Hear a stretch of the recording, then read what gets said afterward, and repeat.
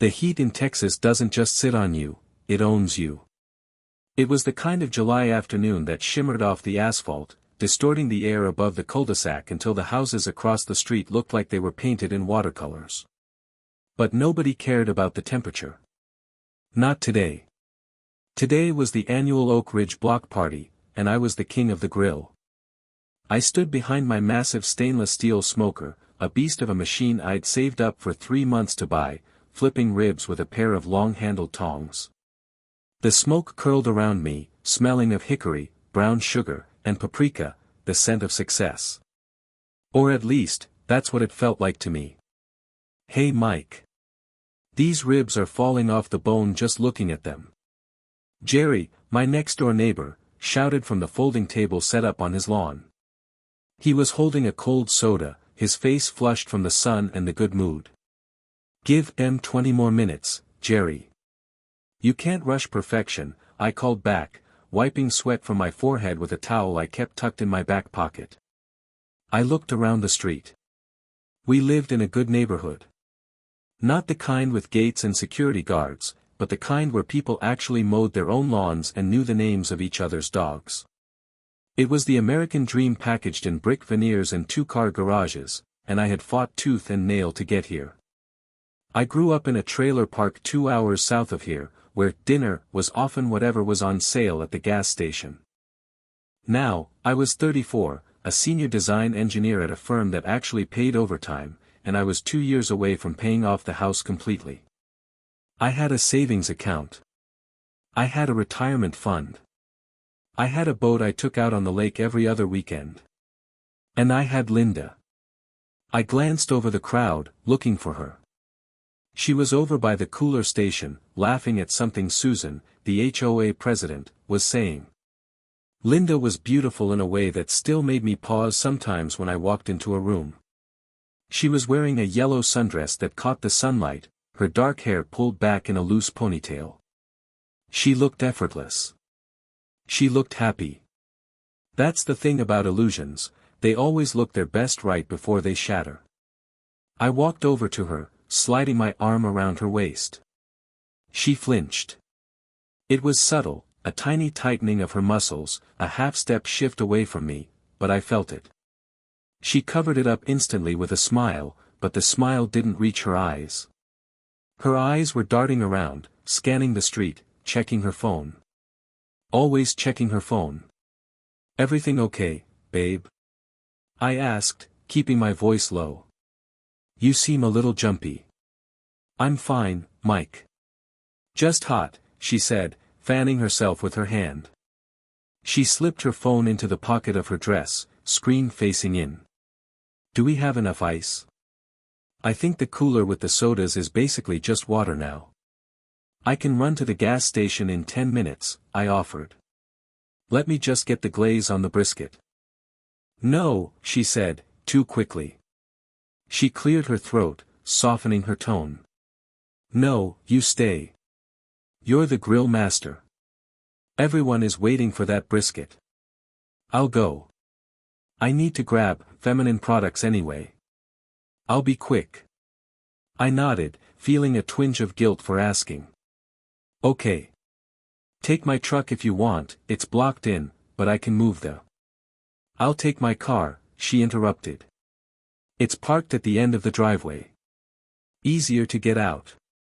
She was already moving away from me before I could finish the sentence.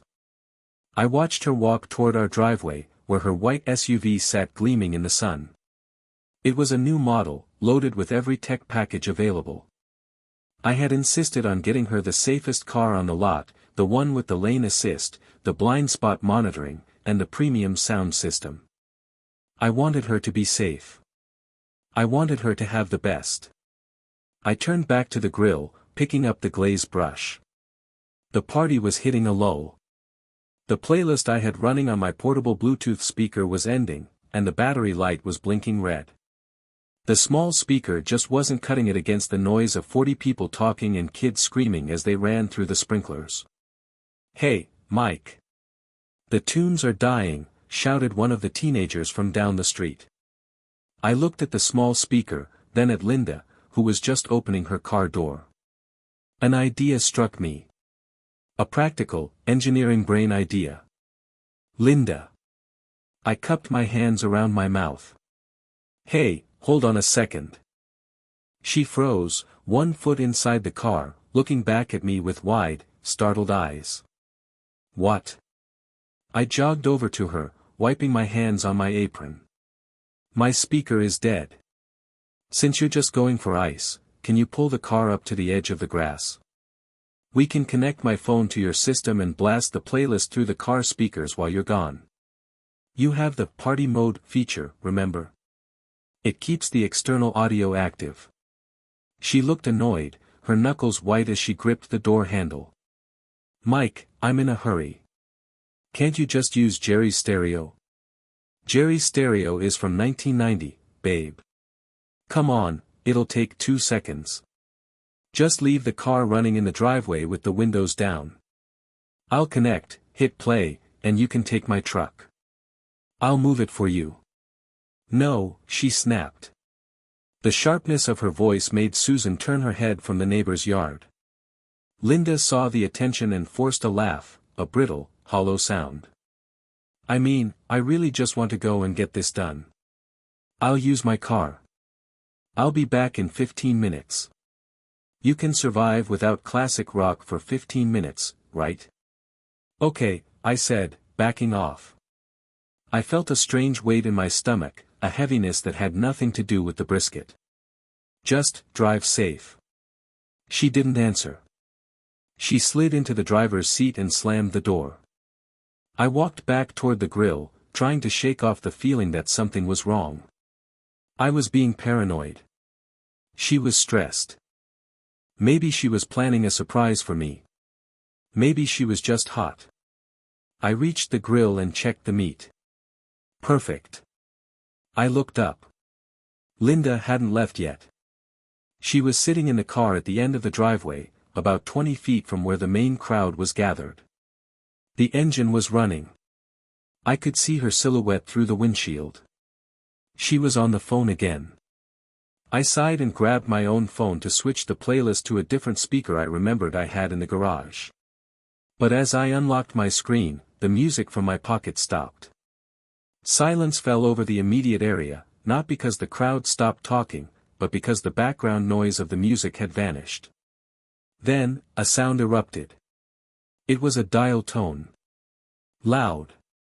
Crisp. Massive. It wasn't coming from my phone. It was coming from the white SUV at the end of the driveway. The sound bounced off the brick facades of the houses, amplified by the premium 12-speaker sound system I had paid extra for. I froze. I knew exactly what had happened. It was a quirk of the car's technology. If the car was running and a phone was paired, it would prioritize the phone's audio. But Linda had the windows rolled down, and for some reason, maybe she hit the wrong button, maybe the external audio setting I had messed with last week was still active, the audio wasn't just confined to the cabin. It was projecting. I took a step forward to wave at her, to tell her to disconnect, but before I could raise my hand, the ringing stopped. The call connected. A man's voice boomed through the neighborhood. It was deep, smooth, and sickeningly familiar. It was Brian, the real estate agent who had sold us the house 3 years ago. The guy who sent us Christmas cards. Hey, beautiful, Brian's voice echoed across the lawn, clearer than if he were standing next to me. Did you get away from the loser yet? The world stopped spinning. I didn't breathe. I didn't blink. I stood there, the tongs in my hand hovering over the hot coals, while 40 of my neighbors turned their heads in unison toward the white SUV. Linda's voice came next. It was clearer, sharper, picked up by the car's high-quality hands-free microphone. I'm in the driveway. I told him I was going for ice. God, he's so pathetic, Brian. He wanted to use the car speakers for his stupid playlist. I almost panicked. My heart hammered against my ribs like a trapped bird. I felt the blood drain from my face. I wanted to run. I wanted to scream. But I was paralyzed. Relax, Brian laughed. The sound was distorted slightly by the bass, making it sound monstrous. He's clueless. He's an engineer, Linda. He looks at numbers, not people. He sees what he wants to see. Well, he's going to see a lawsuit soon, Linda said. Her voice changed. It wasn't the voice of the woman I kissed goodbye every morning. It was cold. Calculator cold. I stopped by the bank this morning before the party. I moved the emergency fund to that crypto wallet you set up. It's untraceable, right? Completely, Brian assured her. What about the house equity? That's the best part, Linda said, and I could hear the smirk in her voice. I provoked him a little just now. He's getting frustrated. Tonight, when I get back, I'm going to push him. I know exactly which buttons to press. If I can get him to yell, maybe throw something. I'll call the cops. Domestic disturbance. That gets me the restraining order, and the restraining order gets me exclusive use of the residence during the divorce proceedings. He'll be out on the street, and I'll be in the house. The silence on the street was absolute. The kids had stopped running. The dogs had stopped barking. Even the wind seemed to die down. Every single person at the block party was listening to the dismantling of my life in high-definition stereo. You're wicked, Brian chuckled. I love it. When can you get here? 10 minutes, Linda said. I just have to drive around the block so it looks like I went to the store. I'll bring the ice later.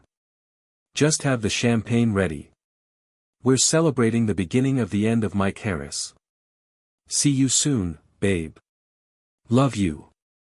The call ended. The speakers clicked off.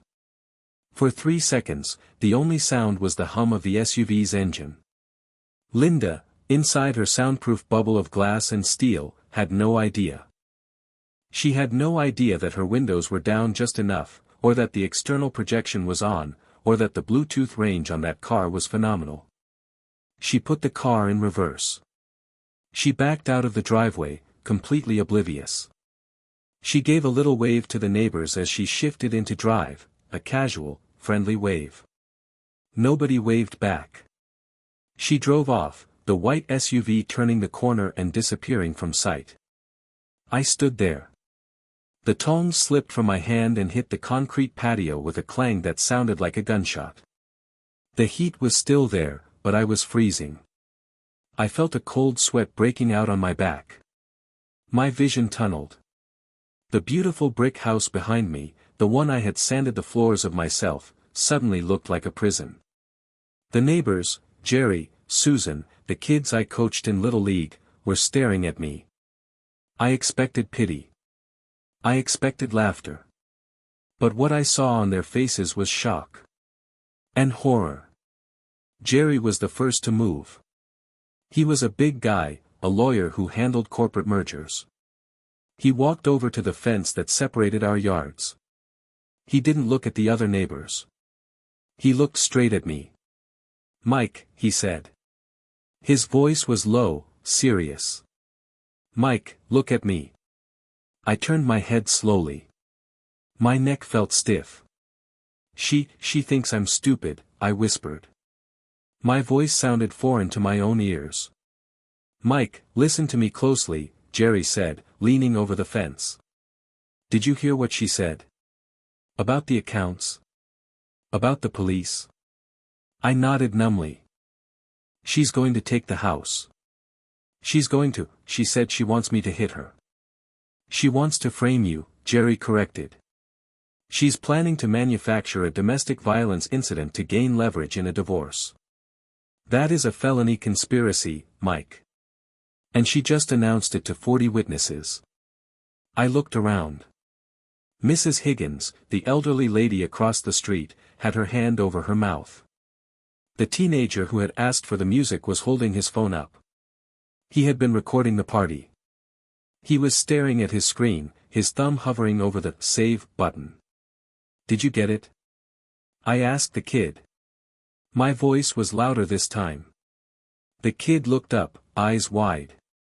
The whole thing, Mr. Harris. From the dial tone to the love you. Send it to me, Jerry commanded, pointing at the kid.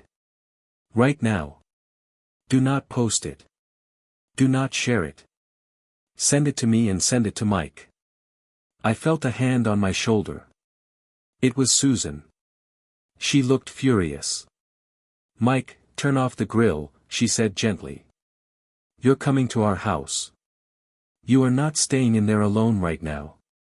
I have to pack, I said. The shock was starting to wear off, replaced by a dull, throbbing ache in my chest. It felt like someone had reached inside and crushed my heart with a vice. She said she moved the money. The emergency fund. That was $20,000.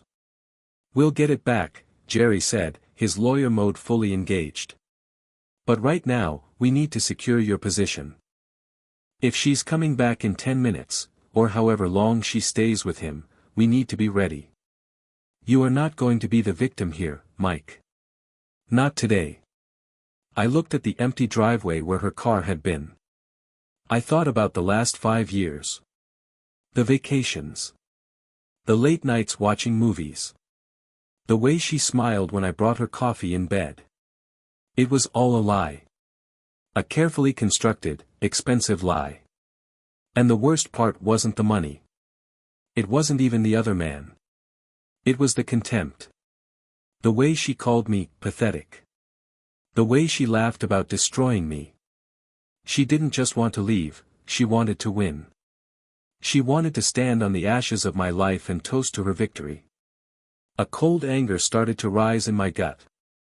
It was a new feeling. I was a calm man. I was a patient man. But patience has limits. I reached into my pocket and pulled out my phone. My hands were shaking, but I forced them to be steady.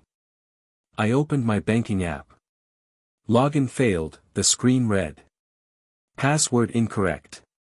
She had already changed it. I looked at Jerry. She locked me out. Jerry pulled out his own phone. Come inside. We're calling the bank's fraud department. We're calling the non-emergency police line to file a report based on the threat of false reporting. And Mike? Yeah. We're changing the locks. Now. I looked at my house one last time. It was the same house it had been 10 minutes ago, but it felt different. It wasn't a home anymore. It was a battlefield. She forgot to turn off the Bluetooth, I muttered. Biggest mistake of her life, Jerry said grimly. I untied my apron and threw it on the grass. The party was over. The war had just begun. And unlike Linda, I wasn't fighting alone. I had the whole neighborhood on my side, and we had the receipts. Let's go, I said. I walked toward Jerry's house, leaving the smell of burnt ribs behind me. I didn't look back. I didn't cry. I just started calculating. I am an engineer, after all. And engineers fix problems. Linda was about to find out that I wasn't just a pathetic loser. I was the man who designed the foundation she was standing on. And I was about to pull the pin. The sun beat down on the empty street, but the air felt charged with electricity. The silence was broken only by the sound of 40 people whispering, planning, and waiting. When she came back, she wouldn't be walking into a trap. She would be walking into a verdict. The walk from my backyard to Jerry's kitchen felt like crossing a bridge between two different realities. Behind me was the life I thought I had, the smoking grill, the summer heat, the wife who loved me. Ahead of me was the cold, sterile air conditioning of Jerry's house and a future I hadn't designed. I sat on a bar stool at Jerry's granite kitchen island. My hands were resting on the cool stone, and I stared at them, willing them to stop trembling. It wasn't fear. It was a strange physiological reaction to the adrenaline dump, a system overload. I felt like a machine vibrating itself apart. Jerry didn't offer me a beer. He knew better. He placed a glass of water in front of me and then slapped a yellow legal pad onto the counter. He clicked a pen with a decisive snap. Okay, Mike. We don't have time to process the emotional trauma right now, Jerry said. His voice had shifted entirely from neighbor mode to litigator mode. It was sharp, devoid of pity, and exactly what I needed. We have a window of opportunity. It's narrow. She thinks she's playing chess against a pigeon. She doesn't know the pigeon has backup. I took a sip of water. It was hard to swallow. She's coming back in 10 minutes. Maybe 20. She said she had to drive around to make the timing look right. Correct, Jerry said, writing rapidly. Which means we have 20 minutes to secure the perimeter. Physically and legally. First, the evidence. Where is Tyler? As if on cue, the screen door slid open. Tyler, the teenager who lived 3 houses down, walked in. He looked terrified, holding his smartphone like it was a live grenade. His mother, Susan, was right behind him. I have it, Mr. Harris, Tyler said, his voice cracking slightly. I sent it to your email and Jerry's. I also saved it to the cloud. Play it, Jerry commanded. I need to hear the exact phrasing again. Tyler tapped the screen. The audio was sickeningly clear. The acoustics of the cul-de-sac had worked like an amphitheater. We listened to Linda's voice again. I'll provoke him. I know exactly which buttons to press. Domestic disturbance. That gets me the restraining order. The room went silent. Hearing it the second time didn't make it hurt less, it just made the knife twist deeper. It solidified the reality. This wasn't a misunderstanding. This was a premeditated tactical strike on my life. Okay, Jerry said, circling something on his pad. That is the golden ticket. It proves malicious intent and a conspiracy to file a false police report. In the state of Texas, that is a very bad move for her. But we need more than just the video. We need the context. Susan stepped forward. She was usually the neighborhood peacemaker, the one who organized the cookie exchanges. Now, she looked like a general. I have everyone outside writing statements, she said. I handed out paper plates and napkins because that's all we had, but they are writing down exactly what they heard. Signatures, time stamps, everything. You have 42 witnesses, Mike. Good, Jerry nodded. Now, Mike, the house. You need to go back in there. I flinched. I don't want to go back in there. You have to, Jerry said firmly. You need to pack a bag for yourself. Essentials only. Documents. Passport. Laptop. Anything of sentimental value that you don't want accidentally broken when she stages her little tantrums. And you need to pack a bag for her. For her? I asked, confused. If this goes the way I think it will, Jerry said, his eyes narrowing, she won't be staying in the house tonight. You will. But we need to make sure that when she is removed, she has her essentials. It shows the court you were reasonable, calm, and accommodating, even in the face of betrayal. It destroys her narrative that you are an abusive tyrant. What about the money? I asked. The numbness was starting to recede, replaced by a sharp, stinging clarity. She said she moved the emergency fund. She said she was coming for the house. Jerry pulled out his phone. I'm calling a friend of mine at the precinct. We need a unit here. Not to arrest her yet, we can't prove the fraud part without an investigation, but to respond to the disturbance she is about to create. We are going to beat her to the punch. He looked at me. Call the bank. Now. Use the fraud hotline. Tell them your identity has been compromised and you suspect unauthorized wire transfers initiated by a third party using your credentials. Is that true? I asked. She gave her login to Brian, didn't she? She's conspiring with an outside party to drain marital assets. That is unauthorized use. Lock it down. I stood up. The mechanical part of my brain took over. Task 1, secure assets. Task 2, secure physical location. Task 3, survive the encounter. I walked back across the lawn to my house. The party had died. The silence was heavy. The grill was still smoking gently, a lonely sentinel of the ruined celebration. People were huddled in small groups, whispering, writing on paper plates. When they saw me, they stopped talking. They didn't wave. They just nodded. It was a solemn, respectful acknowledgement. I was the man walking to the gallows, and they were the jury that had already acquitted me. I entered the house. The cool air hit me, smelling of the lemon cleaner Linda used. It smelled like a lie.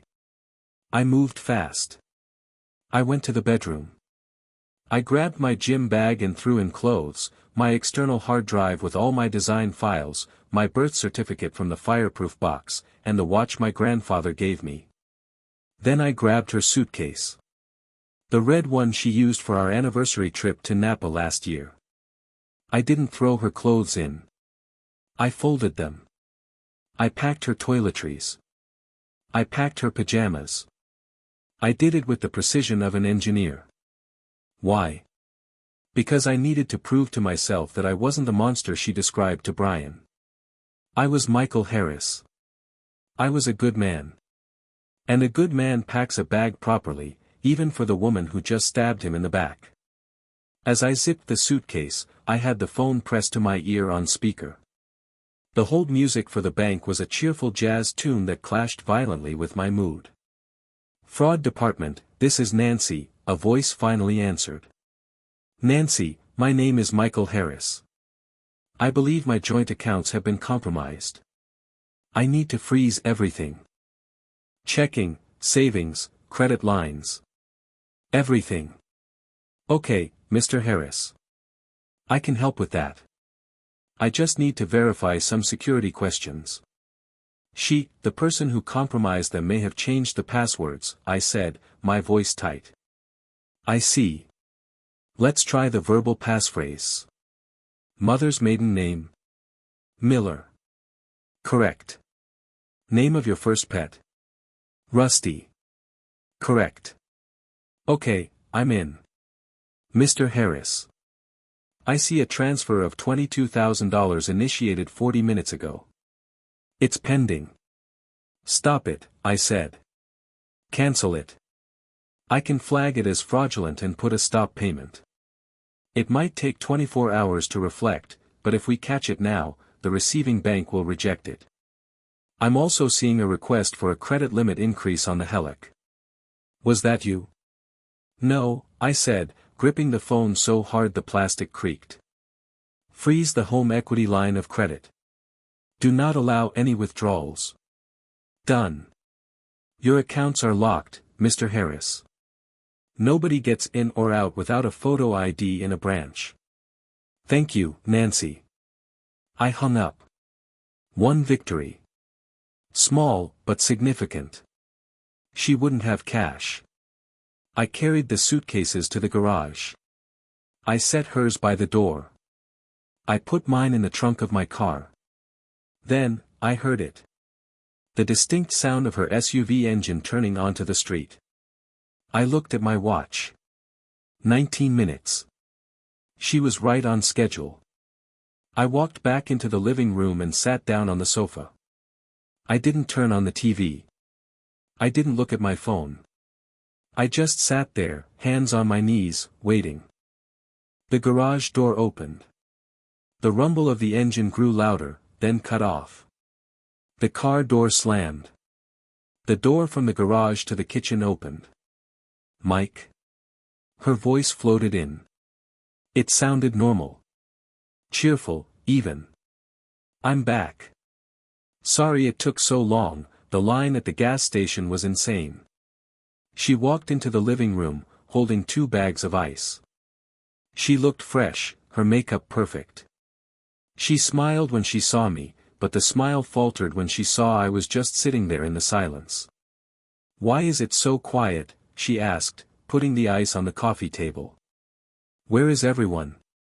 Is the party over? The party is over, I said. My voice was steady. Level. She frowned, sensing the shift in the atmosphere.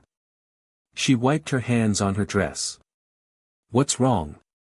Did you burn the brisket? She let out a little laugh, trying to keep the mood light. You know how you get when things aren't perfect. I didn't answer. I just looked at her. I looked at the face I had woken up next to for 5 years. I tried to find the monster beneath the skin. It was there, hiding behind the brown eyes. Mike, you're freaking me out. Say something. I know, I said. You know what? She tilted her head. I know about Brian. I know about the money. I know about the plan. For a split second, genuine shock registered on her face. Her mouth opened slightly. But then, just as quickly, the mask slammed back down. She didn't cry. She didn't apologize. She assessed. Her eyes narrowed. She realized she had been caught, and she immediately pivoted to Plan B.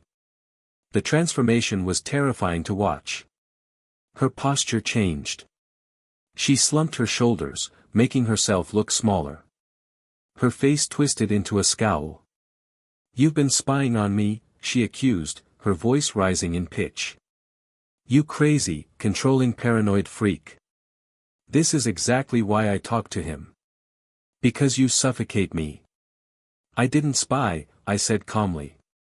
You broadcasted it. Bluetooth. She blinked. What? You didn't disconnect. The whole neighborhood heard your conversation. Every word. About the domestic disturbance. About framing me. Her face went pale for a heartbeat, but she was committed now. She couldn't back down. Desperation took over. You're lying, she spat. Nobody heard anything. You're just trying to gaslight me like you always do. She grabbed a ceramic vase from the mantelpiece. It was a wedding gift from her aunt. Linda, don't, I said. She smashed the vase on the floor. The sound was explosive in the quiet house. Shards of pottery scattered across the hardwood. Get out, she screamed. Get out of my house. I'm calling the police. I'm telling them you threw that at me. She was hyperventilating now, forcing tears to her eyes. It was a performance, and it was Oscar-worthy. She reached for her phone. Go ahead, I said. I didn't move from the couch. She dialed 911. Help me, she shrieked into the phone. My husband, he's going crazy. He's throwing things. I'm scared. He's threatening to kill me. Send someone, please. She hung up and looked at me with a look of pure venom. You're done, Mike.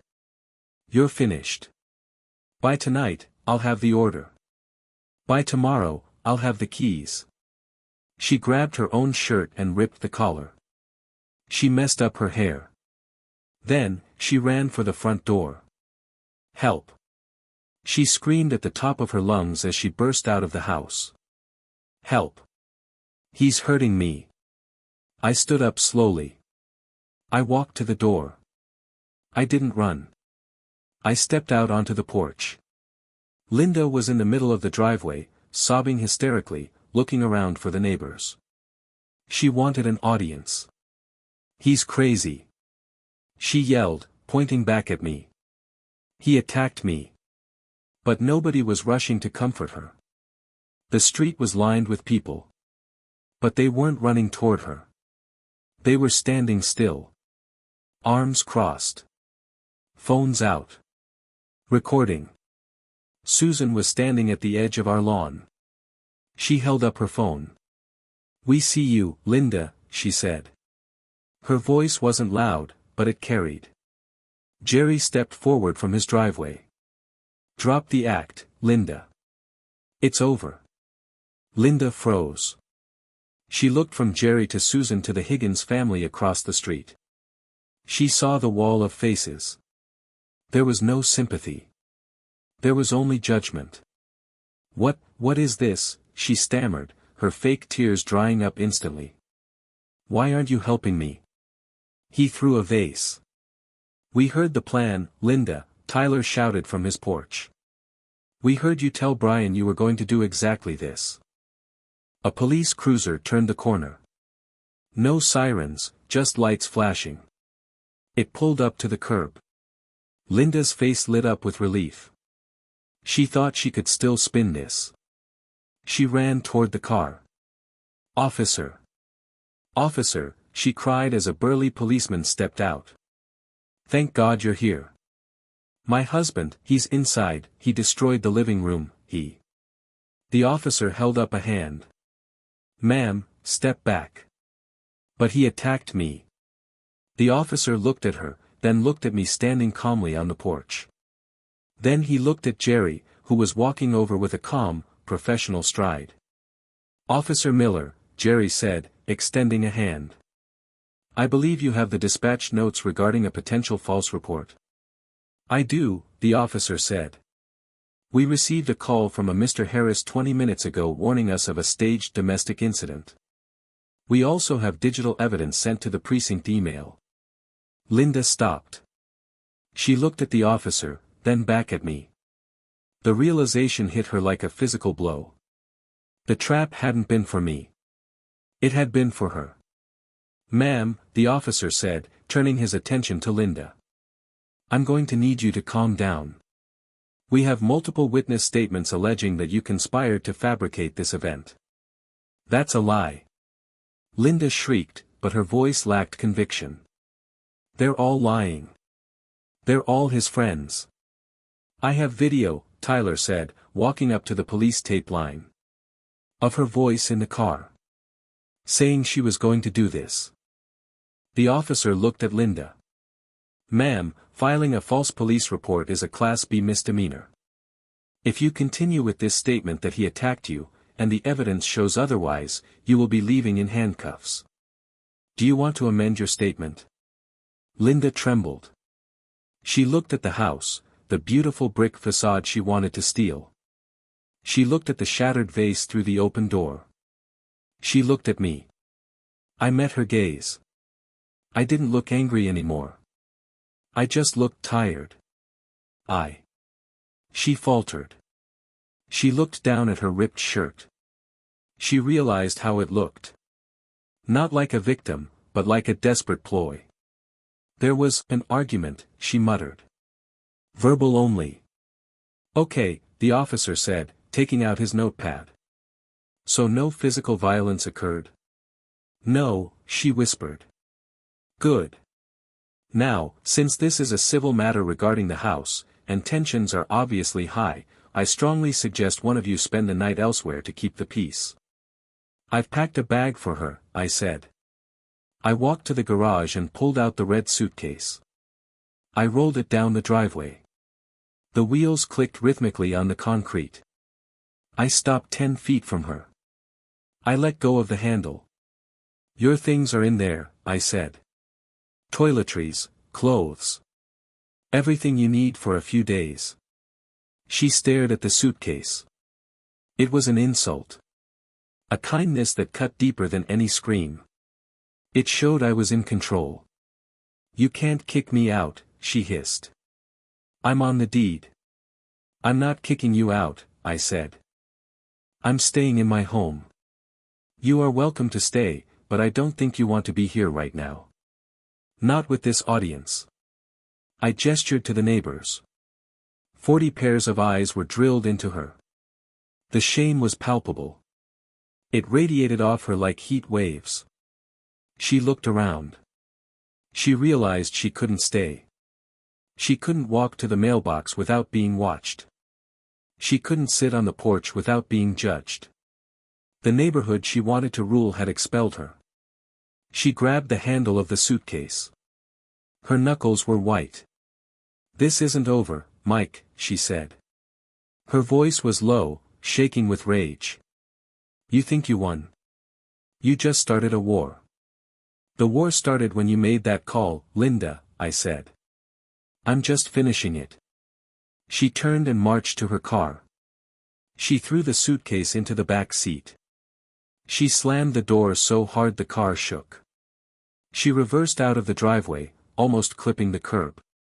She sped away, the engine roaring, tires screeching slightly as she turned the corner. The silence returned to Oak Ridge Lane. The officer tipped his hat to me. "Have a good evening, Mr. Harris. Call us if she returns and causes trouble." "Thank you, officer." Jerry walked up to me and clapped a hand on my shoulder. "Round one to us. But she's right. She's going to come back hard. She's going to lawyer up." "I know," I said. I looked at the neighbors. "Thank you," I said to the crowd. "Thank you all." Susan walked up and hugged me. "We've got your back, Mike. We always knew she was sharp around the edges. We just didn't know she was the knife." I walked back into my empty house. I closed the front door. I locked it. I went to the living room and looked at the shards of the vase. I knelt down and started picking them up, one by one. I was alone. The house was quiet. But for the first time in a long time, the air felt clean. The illusion was gone. Now, I just had to deal with the mess. I pulled out my phone. I had a text from the bank. "Status change, account frozen." I sat on the floor, holding a piece of broken ceramic. I closed my eyes and let out a long, shuddering breath. Tomorrow, the lawyers would come. Tomorrow, the fight for the assets would begin. But tonight, I was safe. Tonight, I was the king of the empty castle. And I had forgot one thing. I picked up my phone and dialed a number I hadn't used in years. A private investigator my firm used for background checks. "Yeah, this is Mike Harris. I need a full financial audit on a subject. Name is Brian. I need to know where the money went. I need to know everything." The game wasn't just defense anymore. It was time to hunt. The morning after the block party, I woke up to a silence so profound it felt heavy, like a physical weight pressing down on the duvet. For 5 years, my mornings had a rhythm. The sound of the coffee grinder, the shower running, the local news playing softly in the kitchen. Now, there was nothing but the hum of the refrigerator and the distant sound of a lawnmower down the street. The house, which I had spent so many weekends painting, fixing, and perfecting, felt vast and hollow. It wasn't a home anymore, it was a container for a life that had evaporated in 20 minutes of Bluetooth connectivity. I didn't stay in bed. I couldn't. My mind was already racing, processing the data from the previous day like a corrupted file that refused to close. I went to the kitchen and made coffee, black. I didn't reach for my favorite mug, the one Linda had bought me that said, "World's okayest engineer." I grabbed a plain white cup from the back of the cabinet. I needed neutrality. I needed to strip away the sentimentality because sentimentality was a blindfold, and I couldn't afford to be blind anymore. Jerry came over at 9 a.m. sharp. He didn't knock, he just texted I'm at the door. He was wearing a polo shirt and carrying a leather briefcase, bridging the gap between neighbor and attorney. "Coffee?" I offered. "Please," Jerry said, setting his briefcase on the dining table. "And maybe an aspirin. It's going to be a long day." He pulled out a thick stack of papers. "She moved fast, Mike. Her lawyer emailed this over at 8 a.m. It's an emergency petition for temporary orders." I sat down, steeling myself. "What does she want?" "Everything," Jerry said flatly. "Exclusive use of the marital residence, temporary spousal support based on her sudden lack of access to funds, and she's asking for you to cover her legal fees. Her narrative is that you cut her off financially out of spite, leaving her destitute." I felt a flash of heat in my chest, but I pushed it down. "She emptied the accounts, Jerry. She took the emergency fund. She has $20,000. We know that," Jerry said, sliding a document toward me. "But the court doesn't know that yet. To a judge looking at a piece of paper, she's a wife who was kicked out and had her credit cards frozen. We have the hearing in 3 days. By then, we need to paint a very different picture. We need to prove that she isn't a victim of financial abuse, but the perpetrator of financial fraud. I hired the PI, I said. Like you said. Good. But you need to do the internal audit. You know your spending habits better than anyone. I have a forensic accountant on speed dial, but they charge $400 an hour. Before we bring in the heavy artillery, I need you to go through 5 years of statements. Find the anomalies. Find the leaks. Jerry left an hour later to file our countermotion. I was left alone with a laptop, 3 boxes of old bank statements I had kept in the attic, and a sense of dread. I am an engineer. My job is to find stress fractures in structures before they collapse. I look for deviations in the data, for patterns that don't fit the model. I realized, as I opened the first spreadsheet, that I had been negligent in my own life. I had trusted the structure without inspecting the foundation. I started with the joint checking account. For the last 2 years, everything looked normal on the surface. Mortgage, utilities, groceries, gas. But as I drilled down, looking at the transaction details, I noticed a pattern. Every Friday, there was a withdrawal at the grocery store. Not a debit card purchase for goods, but a cash-back transaction at the register. It was always small. $40. $60. Sometimes $80. Groceries, Linda would say if I ever asked. Just needed cash for the farmer's market. I pulled up a spreadsheet and started logging them. Over 5 years, those small, innocent withdrawals happened almost every week. Sometimes twice a week. I ran the sum function. $12,000. $12,000 in pocket money that had vanished into thin air. It wasn't a fortune, but it was a symptom. It was a slow bleed. I moved to the credit cards. Linda handled the household purchases. She loved Target, Amazon, and a few clothing boutiques. I rarely checked the itemized lists, I just paid the bill at the end of the month. I trusted her. I downloaded the PDF statements for the last 3 years. I used a search function to categorize the vendors. There were the usual suspects, but then I saw a recurring charge for a company called Lux Consulting LLC. It sounded professional. Maybe career coaching. Maybe marketing courses. She was in marketing, after all. The charges were irregular, $300 here, $500 there. I googled Lux Consulting LLC. No website. No LinkedIn profile. I checked the Texas Business Registry. Nothing. I dug deeper into the transaction details on the bank's back end. The merchant category code wasn't education or business services. It was travel and leisure. I felt a cold knot form in my stomach. I cross-referenced the dates of the consulting charges with my own calendar. May 12th, I was at a conference in Dallas. Charge, $450. August 14th, I was on a fishing trip with my dad. Charge, $600. She wasn't paying a consultant. She was funding mini vacations. Or nice dinners. Or hotel rooms. I sat back, rubbing my eyes.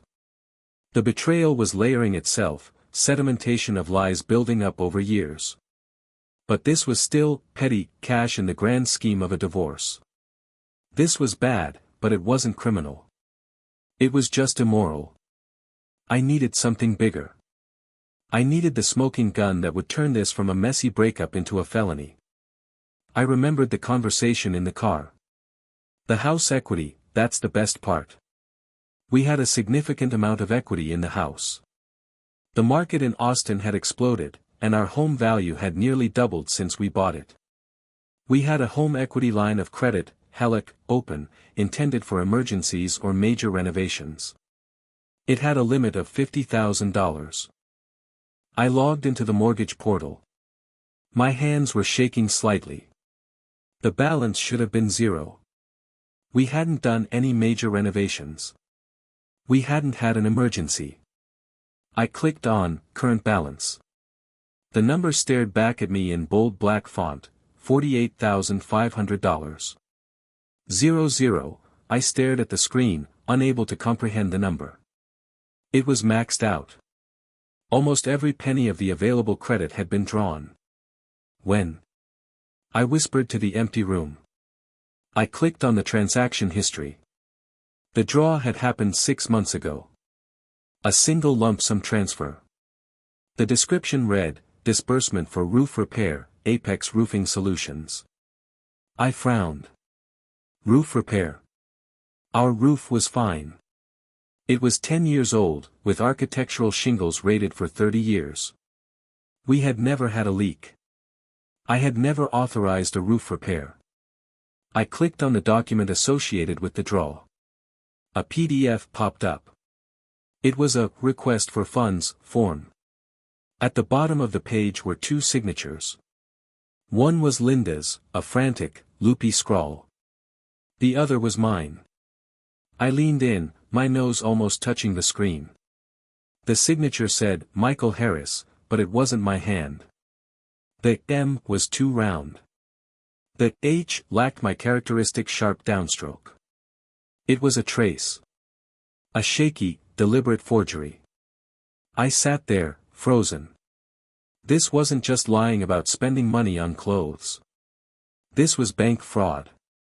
She had forged my signature to secure a loan against our home, fabricated a reason, and siphoned the money. But where did it go? Apex Roofing Solutions. I opened a new tab and searched for the company. A website existed. It looked generic, stock photos of men in hard hats, a vague, About Us section that talked about integrity and quality. I looked for an address. It was a P.O. box in a strip mall on the other side of town. I looked for the owner. The business was registered to a registered agent service, designed to hide the actual owner's identity. But engineers are stubborn. I grabbed my keys. I needed to see this Apex Roofing Solutions for myself. I drove across town, the silence of the car feeling oppressive without the radio. I kept thinking about the timeline. 6 months ago. That was around the time Linda started talking about how bored she was, how she wanted more out of life. That was when the gym sessions started getting longer. The address led me to a rundown shipping center next to a vape shop. Box 404. It wasn't an office. It was a mailbox. I went back to the car and called the number on the website. It rang 4 times, then went to a generic voicemail. You have reached the subscriber. I hung up and called the private investigator, a man named Reynolds whom Jerry had recommended. Reynolds, a gruff voice answered. This is Mike Harris. I found something. A company called Apex Roofing Solutions. They took nearly 50 grand from my home equity for a roof that was never touched. I think it's a shell. Send me the details, Reynolds said. I can run a deeper check on the LLC filing. Usually, these idiots leave a digital crumb. A recovery email, a secondary contact number. I need to know who owns it, I said. I have a feeling I already know, but I need proof. Give me an hour. I drove home. When I pulled into the driveway, I stopped and looked at my roof. It was pristine. No new shingles. No patch jobs. Just the same gray slate we had bought the house with. I climbed the ladder I kept in the garage, just to be absolutely sure. I walked the perimeter of the roof in the blazing afternoon sun. It was untouched. There was moss on the north side that had been there for years. If a roofer had been up here 6 months ago, that moss would have been scraped or trampled. It was a phantom repair. I went back inside and sat at the dining table. My phone buzzed. It was Reynolds. Mr. Harris? I'm here. You were right. Apex Roofing Solutions is a shell. But here is the interesting part. The LLC was formed 7 months ago. The filing fee was paid by a credit card. Whose card? Brian D. Miller. I closed my eyes. Brian. The friend. The realtor. The man who had sold us the house, who knew exactly how much equity we had, and who knew exactly how to navigate the paperwork. And there is more, Reynolds continued. The bank account associated with Apex Roofing? It shows a deposit of $48,500 6 months ago. Then, over the next 3 weeks, a series of outgoing transfers to a platform called Coinbase. That's a cryptocurrency exchange. So the money is gone, I said, my voice hollow. It's in the crypto ecosystem. Hard to trace, but not impossible if we get a court order. But Mr. Harris, you have enough right now to blow this wide open. This isn't just a divorce dispute anymore. This is grand larceny and mortgage fraud involving a third party. I thanked him and hung up. I sat in the darkening room as the sun went down. The shadows stretched across the floorboards. I thought about Linda. I thought about the woman I had married, who cried during sad movies and rescued stray cats. I tried to reconcile that woman with the person who could look me in the eye for 6 months, sleep in my bed, and eat at my table, all while knowing she had stolen $50,000 and handed it to her lover. It was a level of coldness I couldn't comprehend. It wasn't just greed, it was contempt. She didn't just want to leave me, she wanted to erase me. She viewed our assets as hers, and me as an obstacle to be removed. I looked at the forged signature on the PDF again. That shaky M. It looked desperate. I realized then that she wasn't the mastermind. Brian was. Brian needed cash. Linda was the mark. She was the useful idiot who had access to the equity. He had charmed her, convinced her that I was the enemy, and used her to rob her own future. And now, she was alone in a hotel room, or maybe at her mother's, thinking she was playing a game of chess. She didn't know I had just flipped the board. My phone rang. It was Jerry. Mike, I'm working on the brief for the hearing. How are you doing with the statements? Jerry, I said, my voice steady and cold. I found the roof. What roof? The $50,000 roof repair that never happened. I have the Helic withdrawal, the forged signature, and the link between the shell company and Brian Miller. There was a long silence on the other end of the line. Then, I heard a sound I hadn't expected. Jerry let out a low whistle. Mike, Jerry said, his voice dropping an octave. You didn't just find a leak. You found the main break. With that document, we don't just win the hearing. We can threaten to send them both to prison. Mortgage fraud is a federal offense. I don't want to threaten, I said. I want to file. Whoa, hold on, Jerry said, the lawyer in him kicking in. Leverage is useful. If we file criminal charges immediately, the assets might get frozen by the government as evidence. We might never see that money again. If we use this as leverage in the civil suit. No, I interrupted. She tried to frame me for domestic violence, Jerry. She tried to ruin my reputation and my life. I don't care about leverage. I want accountability. Okay, Jerry said slowly. Okay. I hear you. Bring the documents to my office tomorrow morning. We'll draft an affidavit. We'll include the forgery evidence. But Mike, be prepared. When we drop this, they are going to panic. Cornered animals bite. Let them bite, I said. I'm wearing armor. I hung up. I wasn't wearing armor. I was wearing a t-shirt and jeans, and I was exhausted. But the confusion was gone. The heartbreak was being cauterized by the heat of the anger. I walked to the kitchen and opened the fridge. It was mostly empty, save for a few beers and some leftover takeout. I grabbed a beer and walked out to the backyard. The night was warm. The crickets were chirping. I looked at the spot where the smoker stood, where I had been standing just 24 hours ago when the world ended. I raised the beer bottle to the empty yard. To the roof, I whispered. I took a drink. It was bitter, but it was cold. I went back inside and started printing. I printed the bank statements. I printed the Helic draw request. I printed the screenshot of the Apex Roofing website. I organized them into a binder. I labeled it evidence. As I worked, I noticed one more thing on the credit card statement. A charge from 3 days ago. Just before the party. The Jewel Box, Austin. $2,400. She had bought jewelry. For herself? No. It was a single item. A watch. Cufflinks. I remembered Brian's wrist in the mental picture I had of him. He always wore flashy watches. She had used my money, our money, to buy him a gift to celebrate their freedom. I added that page to the binder. By midnight, I had a stack of paper an inch thick. I had reconstructed the crime. I lay down on the sofa, not wanting to sleep in the bed. I stared at the ceiling fan spinning rhythmically. I wondered if Linda was sleeping. I wondered if she was with Brian. I wondered if they were drinking champagne, toasting to their cleverness. I closed my eyes and let the darkness take me.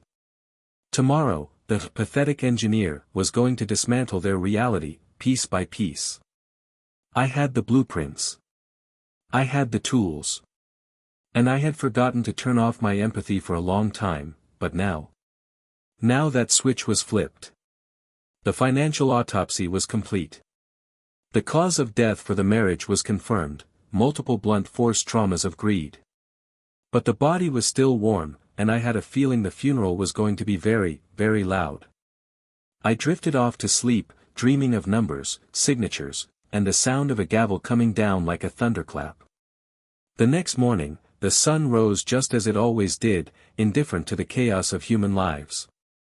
But as I walked out the door with my binder, I felt different. I wasn't just walking to a lawyer's office. I was walking into a new life. A life where I checked the details. A life where I didn't ignore the red flags. I got into my truck. I didn't connect my phone. I drove in silence, the binder riding shotgun like a loyal passenger. The battle for the truth was over. The battle for justice was just beginning. And I was ready. The conference room in the downtown law firm was designed to intimidate. It was a glass cage suspended 20 stories above the streets of Austin, filled with the scent of lemon polish and expensive leather.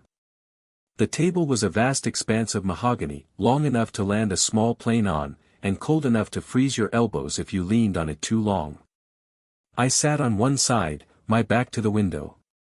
The view behind me was the city skyline, a testament to steel and concrete, things I understood. Things that didn't lie. Across from me sat Linda. She had changed her look. Gone were the sundresses and the casual elegance of the block party. Today, she wore a muted gray suit, modest and unassuming. Her hair was pulled back in a severe bun, and she wore minimal makeup. It was a costume. She was dressed as the wronged wife, the victim of a controlling, emotionally distant husband. It was a performance, and I had to admire the commitment to the role.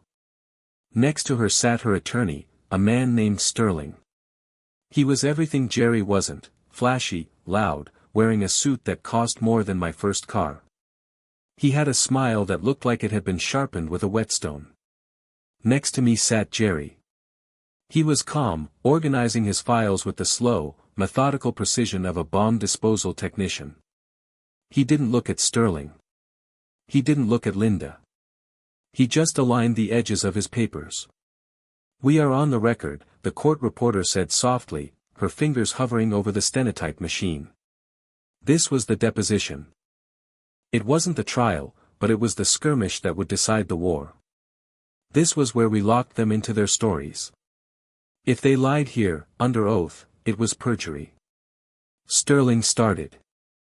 His strategy was obvious: aggression. He wanted to rattle me, to make me angry, to make me prove Linda's narrative that I was unstable. "Mr. Harris," Sterling began, leaning back in his chair, twirling a pen. "Let's talk about the day of the incident. You claim my client broadcasted a private conversation. But isn't it true that you have a history of monitoring her? That you installed the smart home system specifically to track her movements?" "No," I said calmly. "I installed the system to save energy and secure the house." "Secure it from whom?" Sterling pressed. "Or perhaps, secure who inside it?" "From burglars," I said. "It's a standard system." "And the financial accounts," Sterling pivoted. "You froze everything within an hour of the party. You left your wife with zero access to funds. No cash for food. No gas money. Does that sound like the action of a partner, or a punisher?" I felt the heat rise in my neck, but I kept my hands folded on the table. "It sounds like the action of someone who realized he was being robbed." "Robbed?" Sterling laughed, a dry, dismissive sound. "Spending money on household expenses is hardly robbery, Mr. Harris. Linda has testified that she felt financially abused for years. That she had to beg for every penny." I looked at Linda. She was staring at the table, her hands clasped tightly in her lap. She wouldn't meet my eyes. She was playing the part perfectly, the downtrodden spouse. "I have the statements," I said. "We can go through them." "We will," Sterling said. "But first, I want to establish your state of mind. You were humiliated at the party. You were angry. You wanted revenge. Isn't that why we are here? This isn't about assets. This is about you punishing a woman for wanting to leave a loveless marriage." Jerry placed a hand on my forearm. A signal. Let him talk. Let him dig the hole. The questioning went on for 2 hours. Sterling tried everything. He asked about my drinking habits, 1 beer a week. He asked about my temper, non-existent. He tried to paint my engineering job as an obsession that kept me away from home, neglecting Linda's emotional needs. I answered every question with a simple, yes, no, or, I do not recall that happening. I didn't give him the emotional outburst he was fishing for. I was a wall. And eventually, Sterling ran out of ammunition. He huffed, stacked his papers, and looked at the stenographer. "I have no further questions at this time." The room went quiet. The air conditioning hummed. Jerry cleared his throat. He opened his binder. The sound of the 3 metal rings snapping open echoed like a gunshot in the silence. "I have a few questions for Mrs. Harris," Jerry said. His voice was gentle, almost friendly. It was the voice of a neighbor asking to borrow a lawnmower. Linda looked up. She seemed relieved that Sterling had finished with me. She probably thought the hard part was over. "Mrs. Harris," Jerry began. "I want to clarify the timeline of your separation. You stated in your affidavit that you decided to leave Michael on the day of the party because you feared for your safety. Is that correct?" "Yes," Linda said. Her voice was soft, trembling slightly. He had that look in his eyes. I knew he was going to snap. "I see," Jerry nodded sympathetically. "And prior to that day, had you made any concrete plans to leave? Had you consulted with anyone?" "No," Linda lied. "It was a spur-of-the-moment decision. I just couldn't take it anymore." "So," Jerry continued, flipping a page in his binder, "you had not, for example, consulted with a real estate agent about selling the house?" "No." "You had not looked for apartments?" "No." "You had not transferred any funds to a separate account in anticipation of leaving?" "No," Linda said firmly. "I didn't have any money to transfer. He controlled everything." Jerry nodded again. He looked confused, like he was trying to solve a puzzle.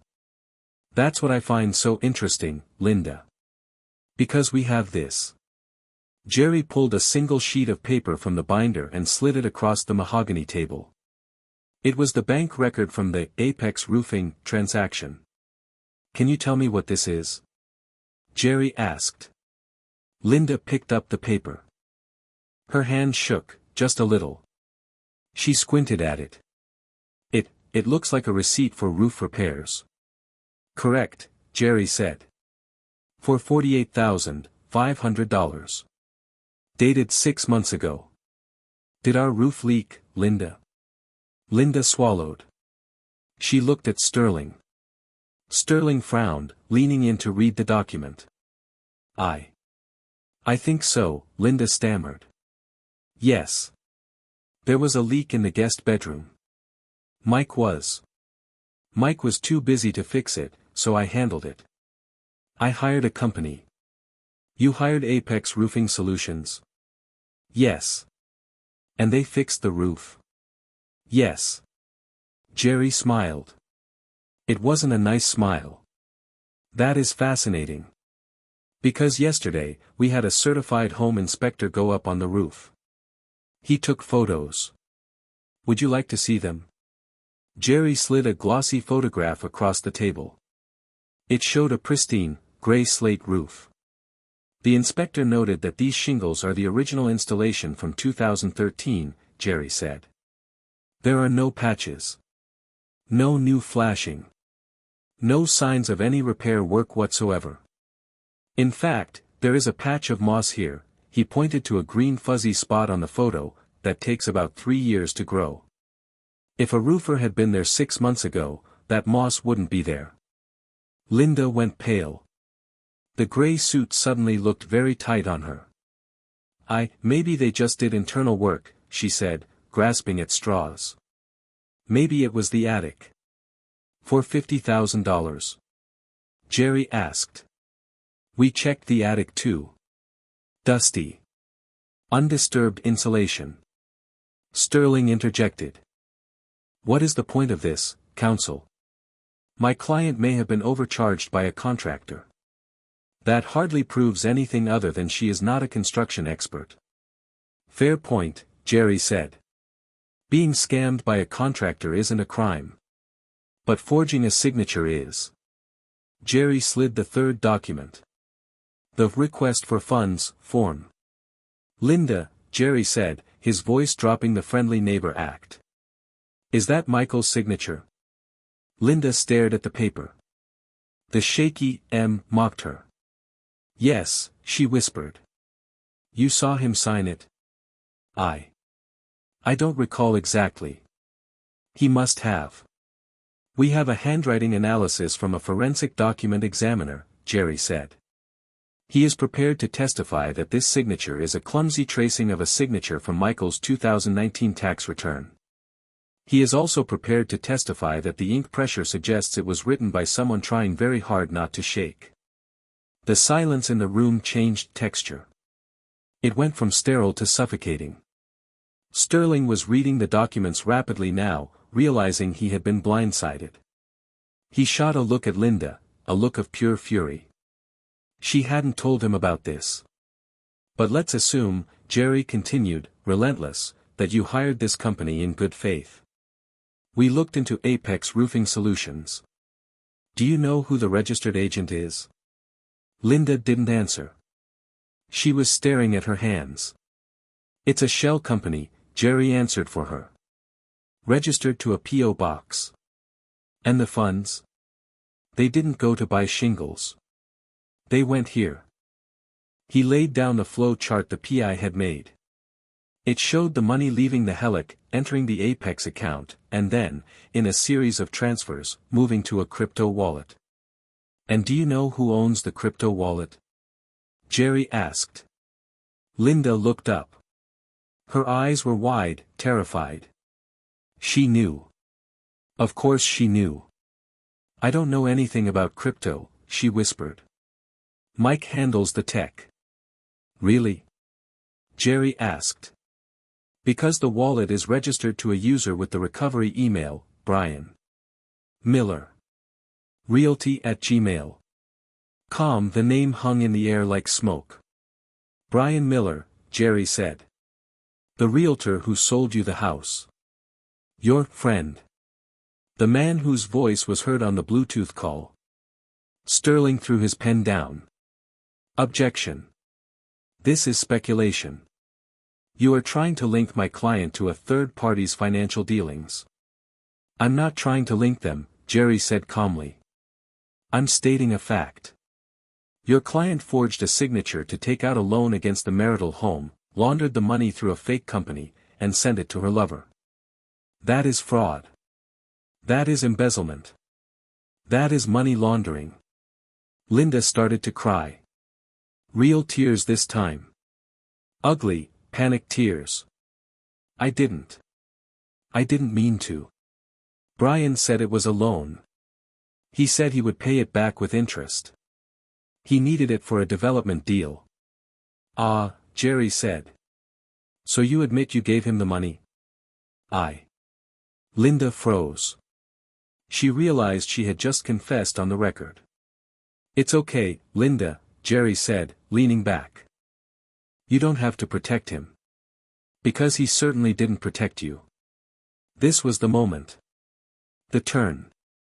Jerry reached into his briefcase and pulled out a video file on a tablet. He didn't play it. He just set it on the table. We spoke to Mr. Miller yesterday, Jerry said. Linda's head snapped up. You what? Once we found the money trail, we gave Mr. Miller a call, Jerry explained. We explained to him that he was facing potential federal charges for wire fraud and conspiracy. We explained that since he was the recipient of the stolen funds, he was the primary target. I watched Linda's face. I saw the hope drain out of her. She was waiting for Jerry to say that Brian had told us to go to hell. That Brian had stood by her. Mr. Miller is a pragmatic man, Jerry said. He didn't want to go to prison. He certainly didn't want to lose his real estate license. So, he made a deal. No, Linda whispered. He wouldn't. He provided us with a sworn affidavit, Jerry said. In it, he claims that the entire scheme was your idea. He claims you approached him, desperate for money to leave your husband, and that you assured him the signature was valid. He claims he was a victim of your deception, just like Mike. That liar.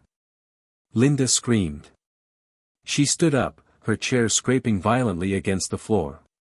He's lying. It was his idea. He set up the LLC. He told me how to trace the signature. He said Mike was an idiot who would never check the equity. Sit down, Linda. Sterling barked. He grabbed her arm and pulled her back into the chair. He looked at us, his face pale. We need a recess. Now. I don't think we need a recess, Jerry said coolly. We have the confession on record now. She just admitted he told her how to trace the signature. She admitted to the conspiracy. Linda looked at Sterling. Do something. He's lying. Brian promised me, he said we would go to Cabo. He said. He threw you under the bus, Linda, I said. It was the first time I had spoken in an hour. My voice was quiet, but it cut through her panic. He took the money. He spent it. And when we caught him, he traded you for his freedom. Linda looked at me. For the first time, she didn't see the pathetic husband. She saw the engineer who had methodically dismantled her life. She saw the man who had checked the foundation and found the rot. Mike, she pleaded, her voice breaking. Mike, please. You know me. I was scared. I was confused. He manipulated me. You called me a loser on a loudspeaker to the whole neighborhood, I said. You planned to frame me for domestic violence to steal this house. You weren't confused, Linda. You were cruel. I can fix this, she sobbed. I'll testify against him. We can get the money back. The money is gone, Jerry said. Brian spent it on bad investments and high living. He's bankrupt. But that's his problem. Our problem is the divorce settlement. Jerry looked at Sterling. Here is our offer. It is non-negotiable. And it expires when we walk out that door. Sterling wiped sweat from his forehead. Let's hear it. Linda waives all rights to the marital home, Jerry listed. She waives all claims to spousal support. She assumes full liability for the Hellick debt, the $48,000. We will draft an agreement where that debt is assigned to her solely, and she will indemnify Michael against any claims from the bank. That leaves her with nothing, Sterling protested weakly. And a $50,000 debt. It leaves her without a prison sentence, Jerry countered. Because if you don't sign this, we take this evidence to the district attorney. We file charges for forgery, fraud, and filing a false police report. And with Brian's testimony, which we have, she will go to jail. For a long time. Sterling looked at Linda. He looked at the pile of evidence, the photos of the roof, the bank statements, the affidavit from Brian. He knew he had lost. He had walked into a gunfight with a plastic knife. We will take it under advisement, Sterling said, his voice defeated. You have 5 minutes, Jerry said. Mike and I are going to get a coffee. Jerry stood up. I stood up. I looked at Linda one last time. She was slumped in her chair, weeping into her hands. She looked small. She looked like a stranger. I didn't feel happy. I didn't feel a rush of victory. I just felt a profound sense of relief. The gaslighting was over. I wasn't crazy. I wasn't a bad husband. I was just a man who had been conned, and who had woken up just in time. We walked out of the conference room and into the hallway. The door clicked shut behind us, muffling the sound of Linda's sobbing. Jerry exhaled a long breath and loosened his tie. Well. That went well. She admitted it, I said, leaning against the wall. She did. And Sterling knows he's cooked. They'll sign. She has no choice. Brian really did a number on her. Did Brian really turn on her? I asked. Or was that a bluff? Jerry smiled. Oh, he turned. The second the PI mentioned wire fraud, Brian started singing like a canary. He's a coward, Mike. Guys like that always are. He gave us the emails, the texts, everything. He painted her as the villain to save his own skin. I looked out the window at the city. The cars down below looked like toys. The people looked like ants. It's over, I said. The legal part is almost over, Jerry corrected. Now you just have to rebuild. I can do that, I said. I'm good at building things. The door to the conference room opened. Sterling stepped out. He looked tired. He looked at Jerry and nodded once, grimly. She'll sign, Sterling said. Draw up the papers. Jerry nodded back. Have them on your desk by morning. Sterling went back inside. I didn't need to go back in. I didn't need to see her again. The Linda I loved had died the moment that Bluetooth connected. The woman in that room was just a defendant in a case file.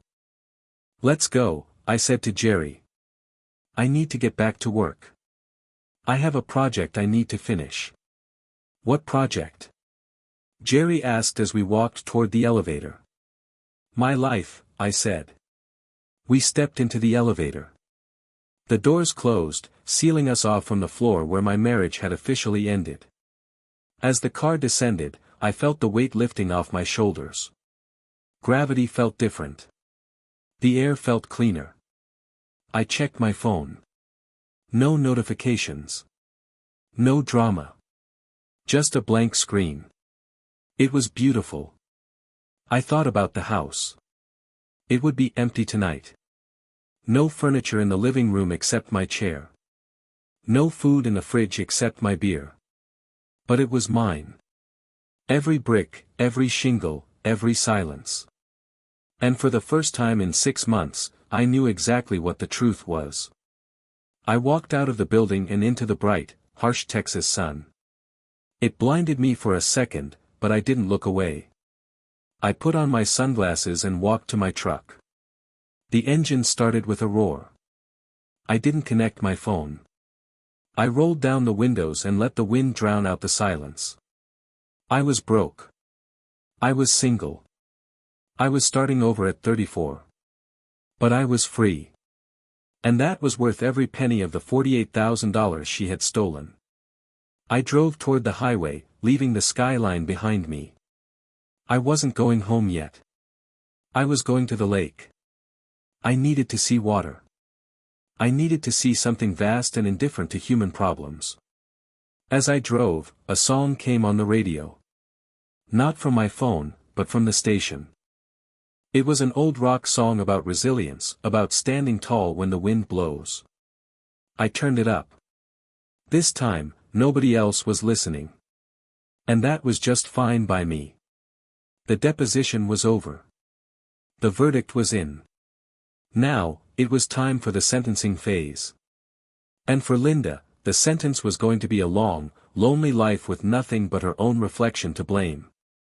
For me, my sentence was freedom. I merged onto the freeway, accelerating. The needle climbed. 60, 70, 80, I was moving forward. And I wasn't looking back. The sound of a gavel hitting a wooden block is surprisingly dull. In movies, it cracks like a whip, a sharp punctuation mark that ends the scene. In real life, in a carpeted courtroom with acoustic paneling, it's a thud. A heavy, final, irrevocable thud.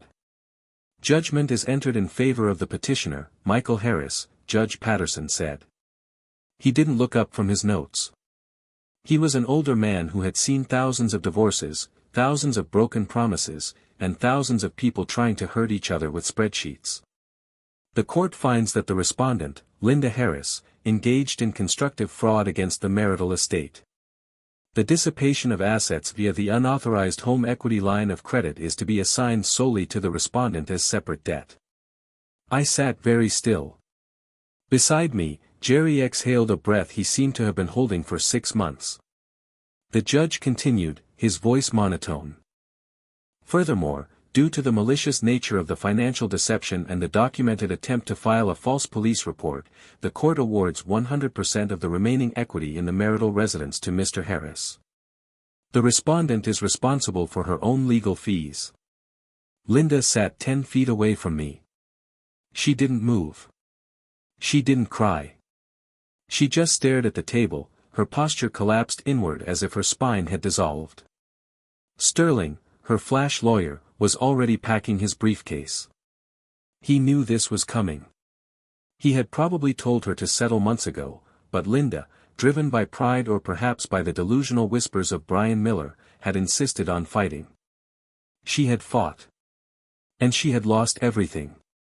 "We are adjourned," the judge said. The bailiff stood up. The rustle of papers filled the room. I stood up. I felt lighter. It wasn't happiness, happiness is too bright a word for the end of a marriage. It was relief. It was the feeling of setting down a backpack filled with rocks that you have been carrying for 5 years. I turned to leave.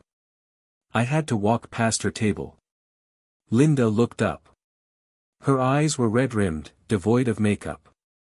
The gray suit she wore was wrinkled. She looked older than 32. She looked exhausted. "Mike," she whispered. I stopped. I didn't want to, but instinct is a hard thing to break. "He's gone," she said. Her voice was thin, brittle. "Brian. He changed his number. He moved to Dallas. He left me with the debt." I looked at her. I remembered the woman who used to dance in the kitchen while making pasta. I remembered the woman who had held my hand at my father's funeral. I tried to find her in this stranger's face, but she wasn't there. This was just a person who had tried to destroy me for profit. "I know," I said. "Jerry told me." "I have nowhere to go," she said. A tear leaked out and tracked through the powder on her cheek.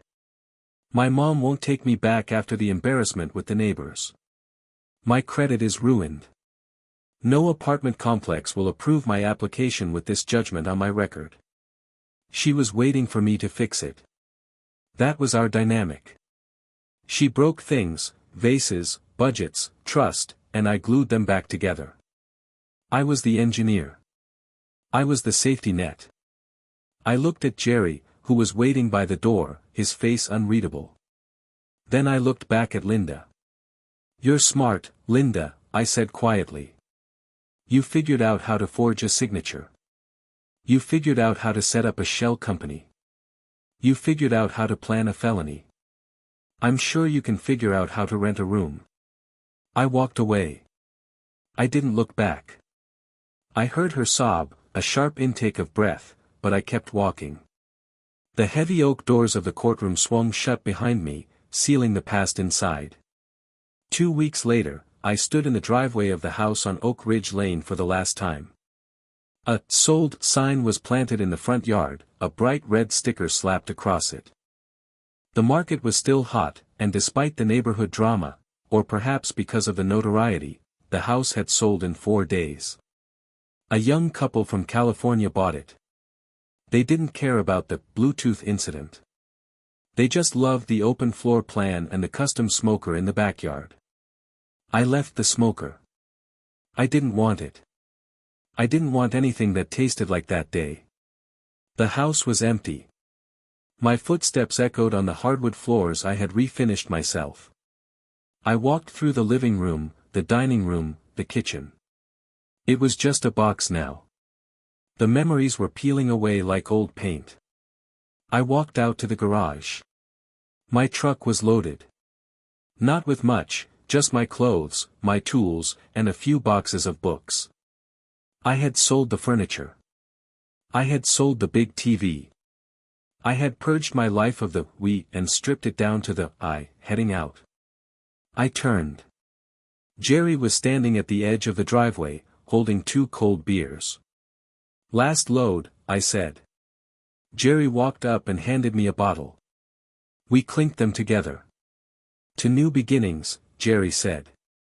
"To good neighbors," I replied. We drank in the late afternoon sun. The heat had broken, replaced by the crisp edge of approaching autumn. "You know," Jerry said, looking at the house. "It's going to be quiet around here without you." The new guy asked me if the HOA permits chickens. "I think I'm going to miss the drama." I laughed. "You won't miss it. Peace is underrated until you lose it." "Where are you landing, again?" Jerry asked, though he knew. "Out by Lake Travis," I said. "It's a fixer-upper.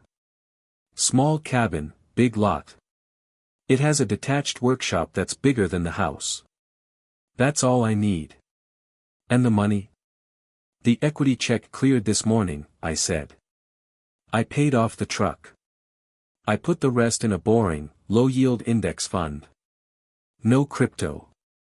No shell companies." Jerry nodded. "Smart man. And Linda?" "I haven't heard from her." "You won't," Jerry said grimly. "I heard from a colleague. She's working double shifts to pay off the garnishment on her wages. The IRS is also taking a look at that Apex Roofing scheme. She's going to be busy for a long time." I didn't feel a surge of victory. I just felt a quiet confirmation that gravity still worked. What goes up must come down. "Take care, Jerry," I said, offering my hand. He shook it firmly. "Don't be a stranger, Mike. And turn off your Bluetooth." I smiled. "Always." I got in the truck. I backed out of the driveway, careful not to clip the curb. I drove down the cul-de-sac, waving to Susan, who was watering her petunias. She waved back vigorously. I turned the corner and the house disappeared from my rearview mirror. It was just a structure of wood and brick. It wasn't me. The drive to the lake took an hour. The scenery changed from the manicured lawns of suburbia to the limestone cliffs and scrub oak of the hill country. The road became winding, the air smelling of cedar and water. My new place was at the end of a gravel road. It wasn't impressive by real estate standards. The siding was faded, and the porch needed painting. But it sat on 3 acres of land that backed up to a quiet cove. I parked the truck and stepped out. The silence here was different. It wasn't the heavy, judgmental silence of the suburbs. It was natural. Birds, wind in the trees, the gentle lap of water against the shore. I spent the next 3 months working harder than I ever had in my life. Not at my desk job, I had transferred to remote work, but on the property. I rebuilt the porch. I cleared the brush. I turned the detached garage into a state-of-the-art workshop. I bought an old motorcycle, a 1974 Honda, a basket case of rust and seized pistons, and I started restoring it. There is something healing about mechanics. Machines don't lie. If a bolt is loose, it rattles. If a wire is crossed, it sparks. There is no subtext. There is no hidden agenda. You fix the problem, and the machine runs. It's honest work. I woke up with the sun. I drank coffee on the porch watching the deer graze in the mist. I worked my engineering job during the day, and in the evenings, I turned wrenches until my knuckles were bruised and my mind was empty. I stopped thinking about the Bluetooth incident. It became a story I told myself less and less. It was just a scar now, tough tissue that covered a wound. But the universe has a way of testing your resolve. It likes to check if the healing is real or just cosmetic. It was a Tuesday in November. I needed a specific gauge of wire for the motorcycle harness, and the local hardware store in the nearby town didn't have it. I had to drive into the city, to the industrial outskirts where the big supply warehouses were. I got the wire. I was hungry. I pulled into a gas station that had a sandwich counter attached to it. It was a rundown place, the kind where truckers stopped for diesel and cheap coffee. I walked in. The fluorescent lights were humming loudly. The floor was linoleum, scuffed by thousands of boots. I went to the cooler and grabbed a soda. I walked to the counter. Pump 5 is acting up again, a customer was complaining to the clerk. It won't take my card. I'm sorry, sir, the clerk said. Her voice was tired, flat. I can reset it from here. Just give me a second. I froze. I knew that voice. I had heard it whisper, "I love you," in the dark. I had heard it scream insults through a car stereo. I looked at the clerk. She was wearing a polyester vest that was too big for her. Her name tag hung crookedly, Linda. She looked different. Her hair, usually dyed a rich chestnut, was showing roots of dull gray. Her nails, always manicured, were short and chipped. There were lines around her mouth that hadn't been there a year ago. She was tapping on the register screen, her brow furrowed in concentration. She looked up to apologize to the customer again, and her eyes met mine. The air left the room. For 5 seconds, the only sound was the hum of the Slurpee machine in the corner. She went pale. She looked down at her vest, at the cheap counter, at the reality of her life, and then back at me. She saw me standing there in my work boots and flannel shirt, looking healthy, tanned, and calm. The customer tapped his credit card on the counter impatiently. "Hey, lady. Pump 5? Right," Linda stammered. "Sorry." She pressed a button. "Try it now." The customer grunted and walked out. It was just us. There was no line behind me. I walked up to the counter and placed my soda and a bag of chips on the mat. Linda stared at the items. Her hands were shaking. She couldn't bring herself to scan them. "Mike," she breathed. It wasn't a question. It was a recognition of defeat. "Hello, Linda," I said. My voice was steady. I waited for the anger. I waited for the urge to mock her, to ask her how Brian was, to ask her if the freedom was worth it. But nothing came. No anger. No satisfaction. Just a profound, quiet pity.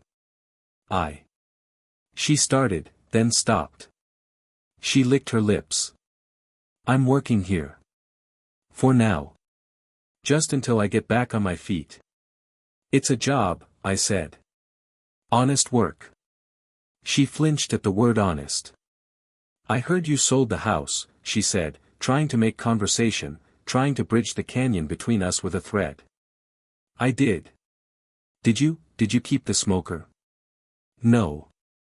She nodded.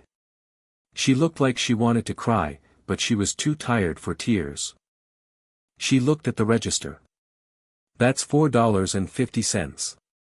I reached into my pocket and pulled out a $5 bill. I handed it to her. Our fingers didn't touch. She opened the drawer and counted out the change. 2 quarters. She held them out to me. I looked at her hand. It was trembling. Keep it, I said. She pulled her hand back as if I had burned her. I don't need your charity, Mike. It's not charity, I said gently. It's just change. I don't like carrying coins. She looked at me, searching for the cruelty, for the sarcasm. But there wasn't any. I wasn't trying to hurt her. I just didn't care enough to hurt her. She dropped the coins into the tip jar. Thanks. Take care of yourself, Linda, I said. I picked up my soda and walked toward the door. Mike, she called out. I stopped, my hand on the glass door. I didn't turn around. I'm sorry, she said. Her voice cracked. I'm so sorry. I ruined everything. For nothing. He was nothing. I stood there for a moment, watching the traffic pass by on the highway outside. I thought about the text message she had sent Brian. He's pathetic. He's a loser. You didn't ruin everything, I said, speaking to my reflection in the glass. You cleared the debris. I'm building something better now. I pushed the door open and walked out into the cool air. I didn't feel triumphant. I didn't feel like I had won the breakup. I just felt finished. The book was closed. The sequel had been cancelled. I walked to my truck. I climbed in and tossed the soda onto the passenger seat. I sat there for a moment, looking through the windshield at the sad little gas station. I saw Linda inside, wiping down the counter, her head bowed. She was serving her sentence. A prison of her own making, built brick by brick with lies. I started the engine. The rumble of the V8 was comforting. I reached for my phone. It connected automatically to the truck system. Connected, Mike's truck. I scrolled through my playlist. I found the song I had tried to play that day at the barbecue. The classic rock anthem that never got to start. I hit play. The opening guitar riff filled the cabin. Crisp. Loud. Perfect. I put the truck in gear and pulled onto the highway. The sun was setting, painting the Texas sky in shades of purple and burnt orange. I rolled down the window and let the wind rush in. I drove toward the lake, toward my workshop, toward the piece I had built with my own 2 hands. The music played on. The road stretched out ahead of me, straight and open. I turned the volume up. I turned it up until I couldn't hear the past anymore. Until the only thing I could hear was the future. And it sounded like freedom.